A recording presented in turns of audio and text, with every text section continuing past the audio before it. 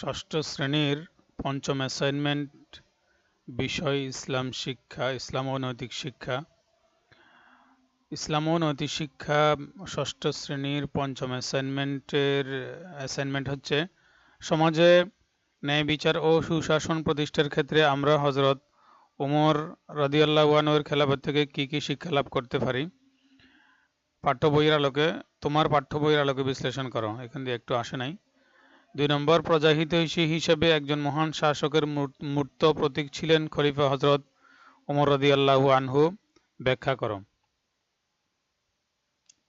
1 নম্বর প্রশ্ন উত্তর, সমাজে ন্যায় বিচার ও সুশাসন প্রতিষ্ঠার ক্ষেত্রে আমরা হযরত ওমর রাদিয়াল্লাহু আনহু এর খেলাফত থেকে যে শিক্ষা লাভ করতে পারি তা আমার পাঠ্য বইয়ের আলোকে বিশ্লেষণ করা হলো।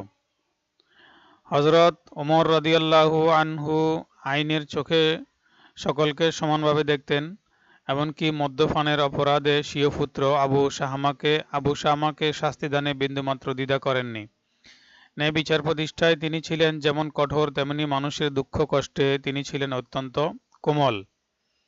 তিনি সাধারণ প্রজাদের অবস্থা জানার জন্য রাতের আঁধারে একাকী বের হয়ে পড়তেন। প্রয়োজনে তিনি নিজের কাঁধে খাদ্য সামগ্রীর বস্তা বহন করে গরিব দুঃখী মানুষের মাঝে বিতরণ করতেন। তার শাসনামলে রাষ্ট্রের কোনো অভাব অনটন ছিল না। হযরত ওমর রাদিয়াল্লাহু আনহু কৃষিক্ষেত্রে ব্যাপক উন্নতির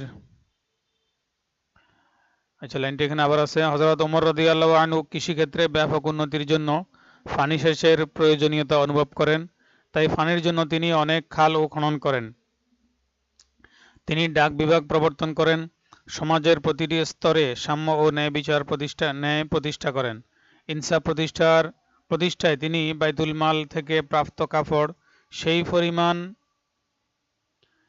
পরিমাণ গ্রহণ করতেন যেই পরিমাণ সকলের জন্য নির্ধারিত ছিল। তাছাড়া জেরুজালেম যাওয়ার পথে ভৃত্যকে উটের পিঠে চড়িয়ে নিজে উটের রশি ধরার দৃষ্টান্ত একজন ন্যায়পরায়ণ শাসকের বিরল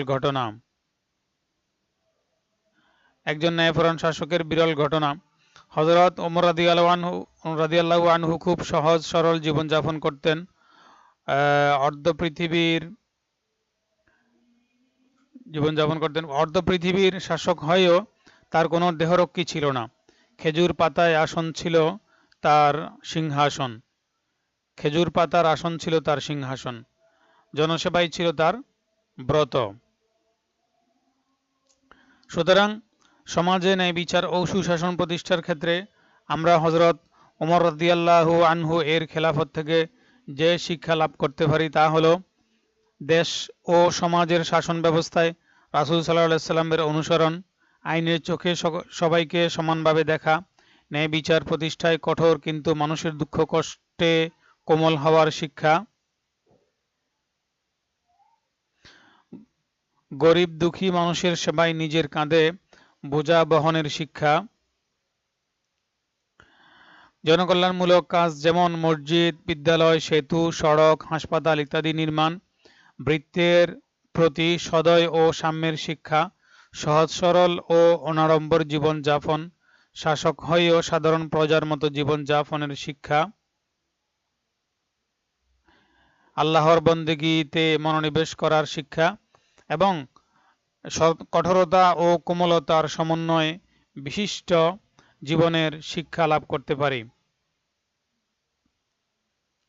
এটাই এখানে একটা সমাপ্তি সূচক চিহ্ন এসেছে, তার মানে প্রথম প্রশ্ন উত্তর এখানেই শেষ। দ্বিতীয় প্রশ্ন ছিল প্রজাহিতৈষী হিসেবে একজন মহান শাসকের মূর্ত প্রতীক ছিলেন খলিফা হযরত ওমর রাদিয়াল্লাহু আনহু, ব্যাখ্যা করো। উত্তর, প্রজাহিতৈষী হিসেবে একজন মহান শাসকের মূর্ত প্রতীক ছিলেন খলিফা হযরত ওমর রাদিয়াল্লাহু আনহু, নিচে ব্যাখ্যা করা হলো। ইসলামের প্রথম খলিফা হযরত আবু বকর সিদ্দিক রাদিয়াল্লাহু আনহু এর ইন্তেকালের পরে তার অন্তিম ইচ্ছা অনুযায়ী হযরত ওমর রাদিয়াল্লাহু আনহুকে 634 খ্রিস্টাব্দে ইসলামের দ্বিতীয় খলিফা নির্বাচিত হন। এখানে কেটা কাটা যাবে। হযরত ওমর রাদিয়াল্লাহু আনহু 634 খ্রিস্টাব্দে ইসলামের দ্বিতীয় খলিফা নির্বাচিত হন। তা অধিকাংশ সাহাবী সমর্থন করেন, সমর্থন করেন। হযরত ওমর রাদিয়াল্লাহু আনহু খলিফা নির্বাচিত হওয়ার পর মুসলিম সাম্রাজ্য বিস্তার অব্যাহত থাকে। এ সময় রোম, পারস্য, সিরিয়া, মিশর ও ফিলিস্তিন মুসলিম সাম্রাজ্যভুক্ত হয়। এখানে রস্যকার হবে, লেখা একটু ভুল হয়েছে আর কি। রাজ্য শাসনে তিনি রাসূল সাল্লাল্লাহু আলাইহি সাল্লামের আদর্শ অনুসরণ করেন। জনগণের কল্যাণ কামনায় তিনি ছিলেন একজন মহান শাসকের মূর্ত প্রতীক এবং আদর্শ দৃষ্টান্ত। তিনি সাধারণ প্রজাদের অবস্থা জানার জন্য রাতের আঁধারে একাকী বের হতেন। প্রয়োজনে তিনি নিজের কাঁধে খাদ্য সামগ্রীর বোঝা বহন করে গরিব দুঃখী মানুষের মাঝে বিতরণ করতেন। তার শাসনামলে সমাজে সাম্য ও ন্যায়ের বাস্তব চিত্র ফুটে উঠেছিল। তিনি সমাজ ও রাষ্ট্রের সর্বস্তরে সাম্য, ন্যায় ও ইনসাফ প্রতিষ্ঠা করেন। রাষ্ট্রের প্রজা সাধারণের উপকারের জন্য তিনি অসংখ্য মসজিদ, বিদ্যালয়, সেতু, সড়ক, হাসপাতাল নির্মাণ করেন। রাষ্ট্রের ও জনগণের উন্নয়নের জন্য তিনি কৃষির উন্নয়ন ঘটান। পানির জন্য তিনি অনেক খাল ও খনন করেন। তিনি দুইবার হয়ে গেছে, একবার কাটা যাবে। তার শাসনামলেই প্রথমবার আরবে আদমশুমারি চালু হয়। তিনি তার ভৃত্যকেও মর্যাদা দিতেন এবং নিজে উটের লাগাম টেনে ভৃত্যকে উটের পিঠে চড়ানোর বিশ্বখ্যাত দৃষ্টান্ত স্থাপন করেন। সুতরাং আমরা বলতে পারি প্রজাহিতৈষী হিসেবে একজন মহান শাসকের মূর্ত প্রতীক ছিলেন হযরত ওমর রাদিয়াল্লাহু আনহু। সমাপ্তিসূচক বাক্য এই তিনটা, এই শেষের তিনটা লাইন সমাপ্তিসূচক, সুতরাং এখানে শেষ হয়ে গেছে। একটা বিষয় একটু ক্লিয়ার করি, সেটা হচ্ছে প্রথম প্রশ্নের উত্তরের মধ্যে যে কথাগুলো এসেছে, দ্বিতীয় প্রশ্নের উত্তরের মধ্যেও কিছু সাদৃশ্যপূর্ণ কথা আসবে।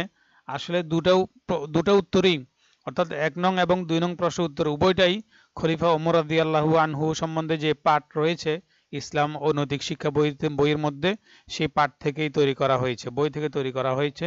সে কারণে কিছু কথা প্রথম প্রশ্নের কিছু কথা দ্বিতীয় প্রশ্নের মধ্যে থাকতে পারে এবং দ্বিতীয় প্রশ্নের কিছু কথা প্রথম প্রশ্নের ভিতরে থাকতে পারে, এটা অসুবিধা নাই। প্রশ্নটা এরকম করেই করা হয়েছে। কিছু সাদৃশ্যপূর্ণ কথা থাকতে পারে, এটা কোনো সমস্যা না। আল্লাহ হাফেজ, আসসালামু আলাইকুম।